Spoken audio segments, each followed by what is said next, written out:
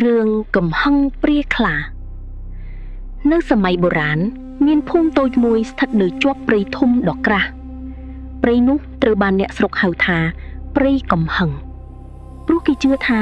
មានវិញ្ញាណព្រាខ្លាដ៏កាចសាហាវរស់នៅទីនោះអ្នកណាដែលចូលព្រៃដោយចិត្តអាក្រក់ឬប្រព្រឹត្តអំពើឃោរឃៅតែងតែមិនបានវិលត្រឡប់មកវិញឡើយនៅក្នុងភូមិនោះមានបុរសអ្នកប្រមាញ់ម្នាក់ឈ្មោះសុខាគាត់ជាអ្នកបាញ់សត្វព្រៃយ៉ាងចំណានប៉ុន្តែមានចិត្តលោភលន់គាត់មិនប្រមាញ់សម្រាប់តែចិញ្ចឹមជីវិតទេតែសម្រាប់សត្វគ្រប់ប្រភេទដើម្បីលក់ស្បែកនិងភ្លុកយកប្រាក់ទោះអ្នកចាស់ទុំក្នុងភូមិប្រមានថាគុំសម្រាប់សត្វក្នុងព្រៃពិសិដ្ឋក៏ដោយ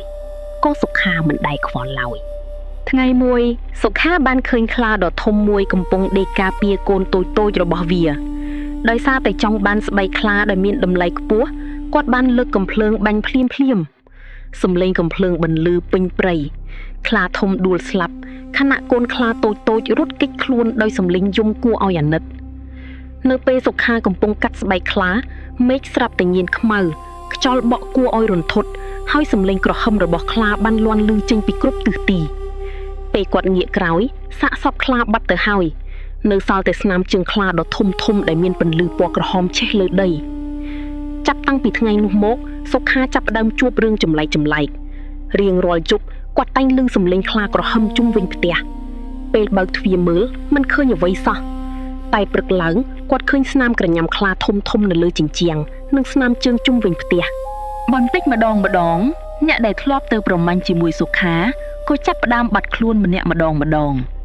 អ្នកខ្លះត្រូវគេប្រទះឃើញស្លាប់នៅក្នុងព្រៃដោយគ្មានស្នាមរបួសអ្វីឡើយលើកលែងតែស្នាមភ័យខ្លាចនៅលើផ្ទៃមុខអ្នកខ្លះវិញត្រឡប់មកវិញទាំងវិកលចរិតនិយាយតែពាក្យមួយឃ្លាថាវាមកសងសឹកព្រីខ្លាមកវិញហើយអ្នកស្រុកភ័យខ្លាចយ៉ាងខ្លាំងគ្មាននរណាហ៊ានចូលព្រៃក្រោយថ្ងៃលិចទៀតឡើយគេនាំគ្នាដុតធូបបួងសួងនិងសុំខមាទោសចំពោះវិញ្ញាណអ្នកការពារព្រៃសុខាដឹងថានេះគឺជាផលកម្មនៃអំពើដែលខ្លួនបានប្រព្រឹត្តគាត់បានស្វែងរកលោកតាអ្នកចេះអាគមម្នាក់ដើម្បីសុំជួយលោកតាបាននិយាយថាព្រាយខ្លាមិនមែនជាវិញ្ញាណអាក្រក់ទេវាជាវិញ្ញាណអ្នកការពារព្រៃកំហឹងរបស់វាកើតចេញពីការសម្លាប់ដោយគ្មានមេត្តាបើចង់រស់ត្រូវទទួលស្គាល់កំហុសនិងសងនៅអ្វីដែលបានបំផ្លាញសុខាបានចូលទៅក្នុងព្រៃវិញដោយគ្មានអាវុធមានតែធូបទៀននិងផ្កា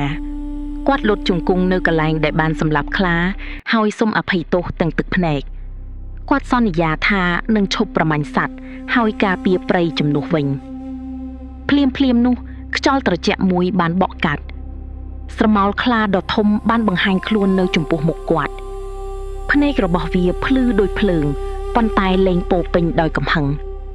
វាសម្លឹងមើលសុខាមួយសន្ទុះរួចក៏ងាកដើរចូលទៅក្នុងអុកបាត់ទៅចាប់ពីថ្ងៃនោះមកសំឡេងខ្លាក្រហមក៏លែងលាន់ឮទៀតព្រៃមានសេចក្តីស្ងប់ស្ងាត់ដូចដើមសុខាបោះបង់ការប្រមាញ់ហើយក្លាយជាអ្នកការពារព្រៃដែលជួយអប់រំមនុស្សជំនាន់ក្រោយកុំឲ្យធ្វើបាបសត្វដោយភាពលោភលន់អ្នកស្រុកនៅតែដំណាលរឿងនេះដល់កូនចៅថាកំហឹងព្រាយខ្លាមិនមែនជារឿងខ្មោចសម្រាប់បំភ័យមនុស្សប៉ុណ្ណោះទេប៉ុន្តែជាការរំលឹកថាអំពើឃោរឃៅតែងនាំមកនូវផលកម្មហើយសេចក្តីមេត្តានិងការសារភាពកំហុសគឺជាផ្លូវតែមួយដែលអាចបន្ធូរកំហឹងនិងបញ្ចប់ការសងសឹកបាន